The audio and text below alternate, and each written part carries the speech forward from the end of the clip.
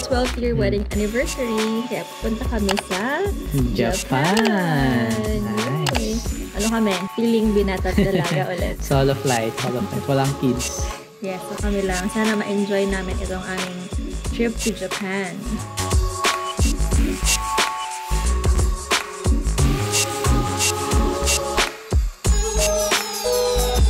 Nandito na kami sa Kansai Airport. Nakabili lang namin ng SIM card. Pero lost kami. Hanap kami ng bibilhan ng IC card. Dito daw siya. So, hanap kami ng IC card para makasakay kami ng Madali lang pala mahanap yung ticketing booth. As in right in front of the airport. Paglabas mo ng airport, no? Oo. Medyo nangapa-ngapa lang kami sa paggamit ng machine. Pero ano naman siya? Intuitive naman siya. Tsaka may English siya. May English button para madali mong maintindihan. Oo. Nung una parang gusto ko pang tingnan yung ginagawa ng katabi ko. Pero kaya naman. Yeah, success. Tapos, after namin makuha yung ticket, yung next na hurdle namin ay paano malaman kung aling train yung sasakyan. Pero sabi naman ni Ian, Google is our friend daw.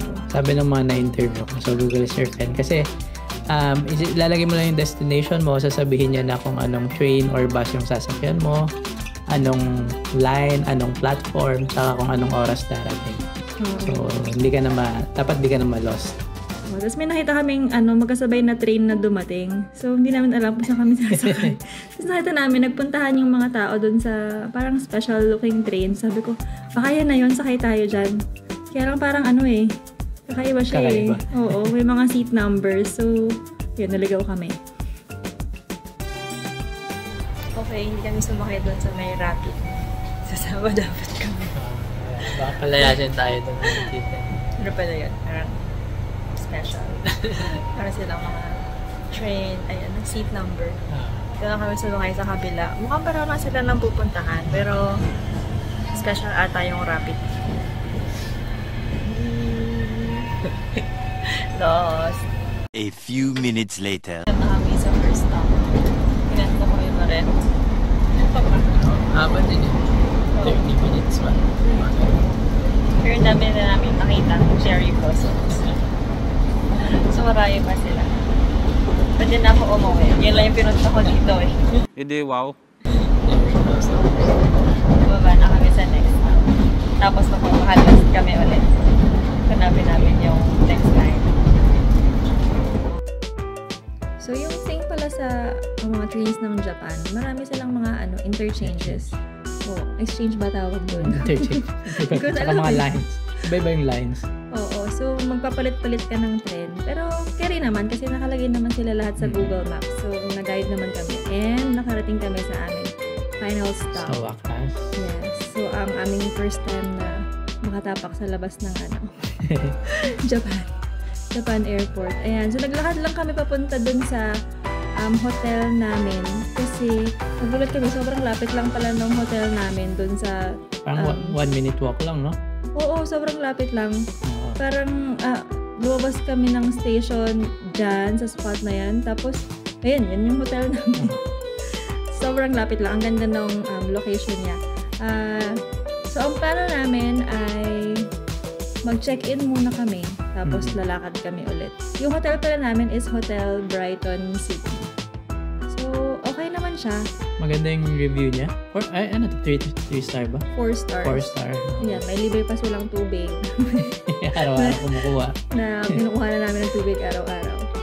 Tapos, yung room niya, okay naman. Mas maliit siya compared sa mga hotels sa Pilipinas. Pero, I think no naman na ganun ang Japan, na small mahal lang living space. real estate. Oo, yan. Pero okay naman. Maganda naman yung lugar. Ang pinaka-gusto ko dyan ay yung kanilang toilet. Parang never ko nahawakan yung puwet ko sa Japan. Nagulat ako sa toilet nila eh. High-tech masyado. Ang ganda. May naghuhugas ng puwet mo para sa'yo. Tapos may warm water pa. Very nice. Tapos meron pa siyang setting na para sa puwet, para sa harapan. Yun. Tapos pwede rin isa-stop mo siya, i-play mo siya. Galing. High-tech talaga. Tapos may bathtub din. Hindi ko alam. Napagkasya na lang yung bathtub doon. Galing. Oo, yun. Hindi maarok ng isip ko para nagkasya yung bathtub dun sa loob ng napakaliit na space na yun. Maganda yung pagkaliit. mayroon pang ref din na maliit. Ayan, kasya nga sa kasya ata sa baggage namin yung luggage namin yung ref eh. Oo, naguluhan kami yan. Parang mas malaki pa yung bagahe namin dun sa refrigerator. Pero, kumpleto siya. Lahat ng needs mo nando doon. Pero ano lang, in a tiny living space. So, yan yung aming room. Tapos, hindi na kami nagbihis or nagpahinga. Ano na kami kaagad. Go na. Oo, diretso lakwatsa na kami.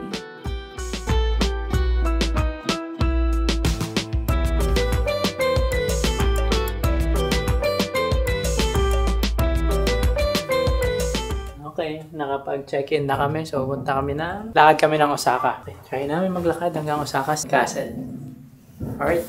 Ayan, pero bago kami pumunta sa Osaka Castle, dahil nagugutom na kami, punta muna kami sa katapat na 7-Eleven at nag-try ng authentic onigiri.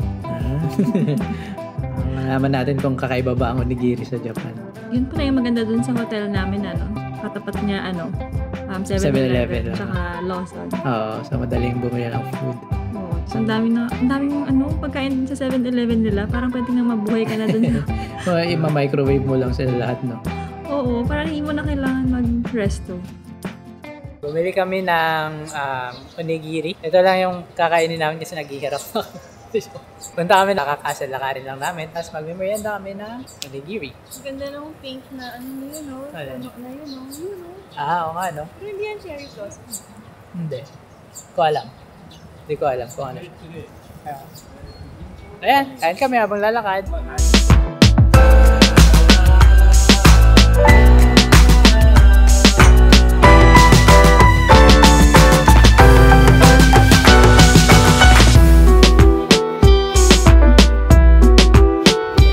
Pa kami naglalakad.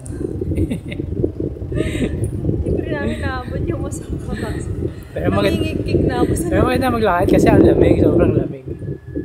Sa'yo maganda, ang kapal ng suot mo. Sa'yo? Hindi ako prepared. Sabi niya kasi 23 daw eh. Sabi dun 23, yun yung mataas, yung mababa. 16, 12. So, ang nipis lang ng cardigan ko. Tapos naka-spaghetti straps pa ako sa ilalim. Oh well, kaya yan. Panindigan. Pero ang ganda dito, no? Parang tahimik, lahat nagbabike.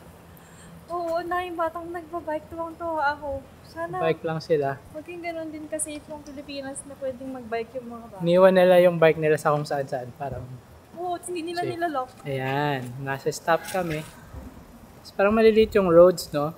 Baka kasi Hindi siya main looban. Pumunta dyan sa Karashi Closet na yan at tumingin ng heat tech sa amin. Ay, gusto mo tuwingin? Hindi namin yan na lang sa Dotonbori. Ay, sa bagay na sa Dotonbori. Let's go. Alright. Ayan, sa wakas, tatawid na kami. Malapit na kami sa Osaka Castle. Good na ako kaagad. Wala pa kaming one day. Bili ko rubber shoes. Okay, after. Bakit pa ako? Dito na kami sa loob ng Osaka Castle. Ito na ba yun? Hindi, yung grounds pa lang. Grounds pa lang ng Osaka Castle. Pero ang ganda niya kasi ang dami niyang cherry blossoms yung paligid. Oo, tsaka nalalaglag na sila. Nalalaglag sila. Dito Tingnan pala siya. natin. Grabe, napatuloy yung sipon ko. Ang lamig kasi ng panahon. Saan ba? Ito ba? Ayan, dyan. Ito ba? Kita niyo ba? Di ba ginagawa ng mga ginakpan nilang ganyan para makita? Pero kung nakikita niyo, kasi nakaharang yung ayan. Pero ang ganda kasi miski yung likod namin, ayan o. Kakapasok lang namin, ayan o. May cherry blossom na yung likod.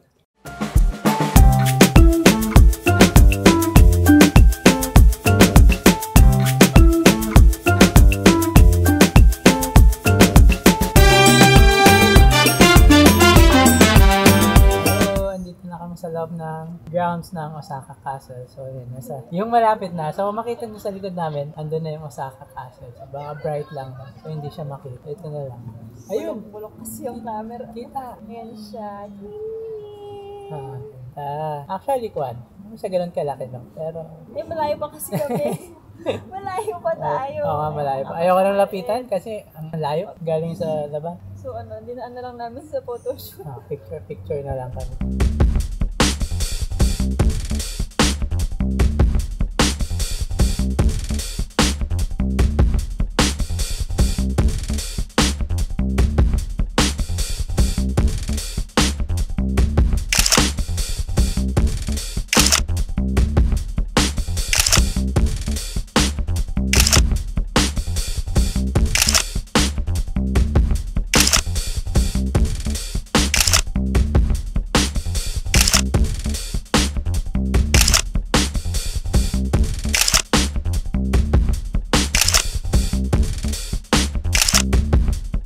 So, ayan, nakapag-photo na kami dito sa Sakura, sa Cherry Blossom. Ganda. So, may dahilan pa ba para pumunta tayo ng Kyoto.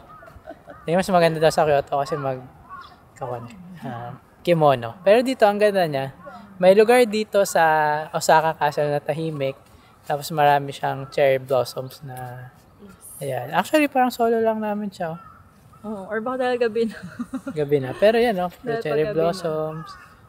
Ayan. So, may mga uwak din. So, pag gabi na. So, kami ay lalarga na at dadiretso na kami ng Dotonbori.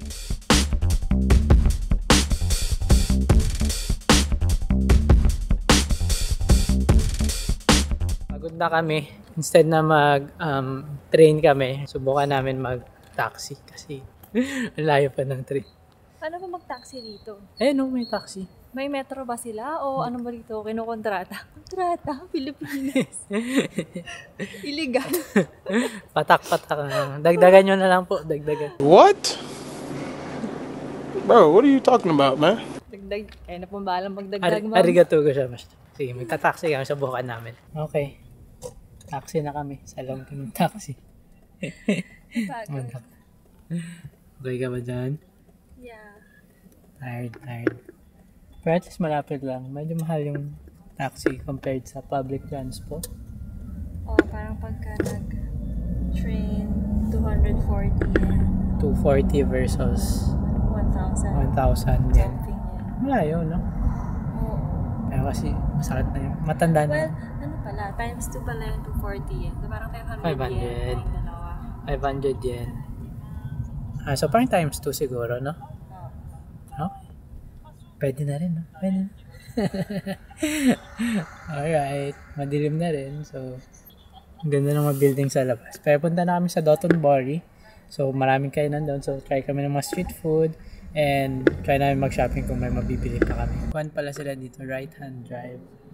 So, nalilito kami kasi piling ko mababangga kasi Counterflow ka. parang naka-counterflow. Parang kinakabahan ako kapag tapos mabilis pa. Anyway, masasanay din siguro. Pero yun, so right-hand drive sila dito. So, kakaiba. Nasa kabila yung parking nila. Ay, yung lane nila. Okay ka pa dyan? Yeah.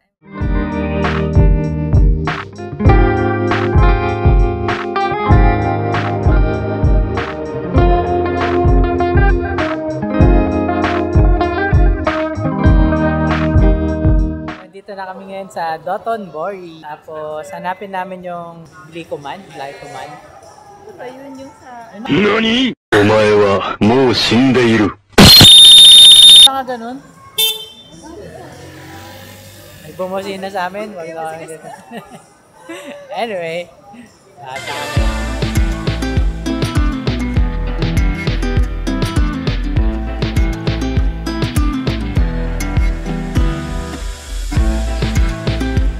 Dito na kami sa Dotonbori. Ang daming tao. Ayan, no?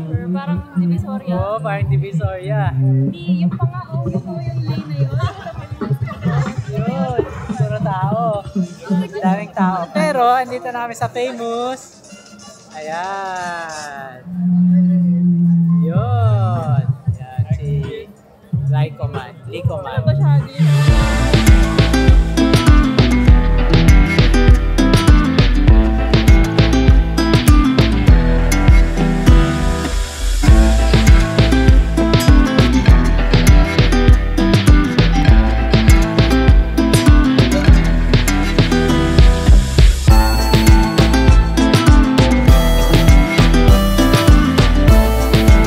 Sikat to eh. Sikat ba to? Wala. Sikat. Parang ang dami. River Cruise, ikaw. Ay, yung River Cruise sikat. Pero maraming pumipila dito eh. Mahaba yung pila. Ayan, no? Sarap ba? Parang pancake. Pancake. Alright.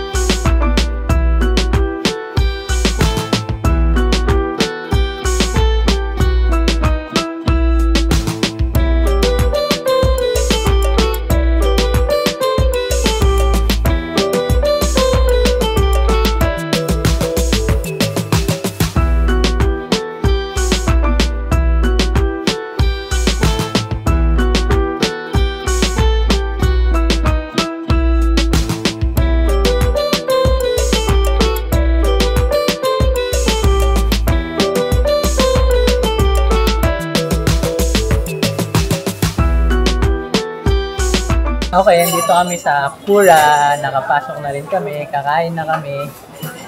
Ano? Maalat? Sarap. Sarap? Ano yan? Ayun, mahaba yung pila niya pero mabilis naman. So, kakain na kami dahil marami kaming tinry. Okay ba?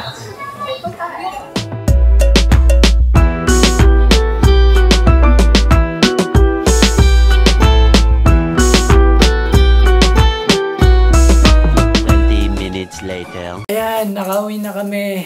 Ginawa lang namin today ay nag-Osaka Castle, tapos punta ng Dotonbori at namili ng pasalubong. Agad namili ng pasalubong. Unang ginawa pasalubong agad. So, sa Don Quixote kami. Ayan, yung mga Pokemons ng boys, Pokemon hat, mga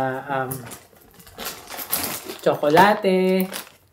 Puro tsokolate. May Gundam ako. Yun. Sana all. Gundam.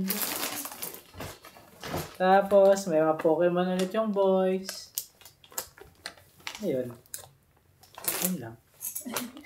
Pero pagod na pagod, matutulog na. See you tomorrow!